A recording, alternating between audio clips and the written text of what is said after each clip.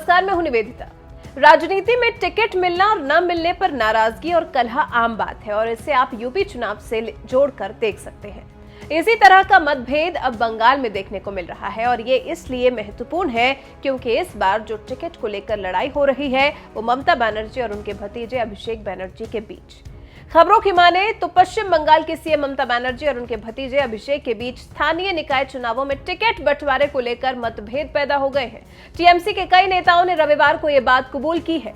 जानकारी देते चले कि बंगाल के 108 नगर निकायों के चुनाव होने वाले हैं, जिनमें टिकट बंटवारे को लेकर दोनों नेताओं के बीच झगड़ा हो गया है। अभिषेक बनर्जी को टीएमसी में ममता बनर्जी के बाद नंबर 2 की पोजीशन पर देखा जाता है।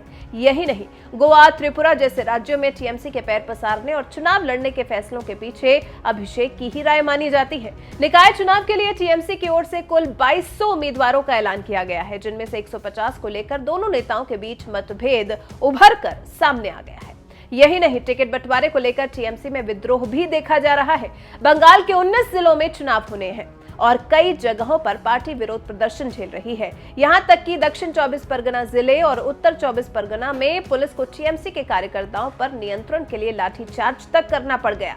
टीएमसी ट्रेड यूनियन के वर्कर्स ने बस सेवाओं को निलंबित कर दिया। इसके अलावा जूट मिलों में काम बंद कर दिया गया। उम्मीदवारों की एक लिस्ट को ममता बनर्जी की मंजूरी के बाद पार्टी के जनरल सेक्रेटरी पार्थ चैटर्जी और सुब्रत बख्शी ने रिलीज किया था। सूत्रों की माने तो ममता बनर्जी को 150 नामों पर आपत्ति है। यहां पर एक बड़ी जानकारी आपको देते चले कि ममता बनर्जी ने 27 जनवरी को पार्टी के लोकसभा और राज्यसभा सांसदों को संबोधित किया था और संकेत देते हुए कहा था कि बीते कुछ सालों में जो लोग नेता बने हैं उन्हें तानाशाही पूर्ण फैसलों से बचना चाहिए। कोई भी संगठन से ऊपर नहीं है। हमने बहुत कष्टों के साथ इसे खड़ा किया है। मैं अपनी प्रशासनिक जिम्मेदारियों से अलग भी पार्टी के लिए ज्यादा समय दूंगी।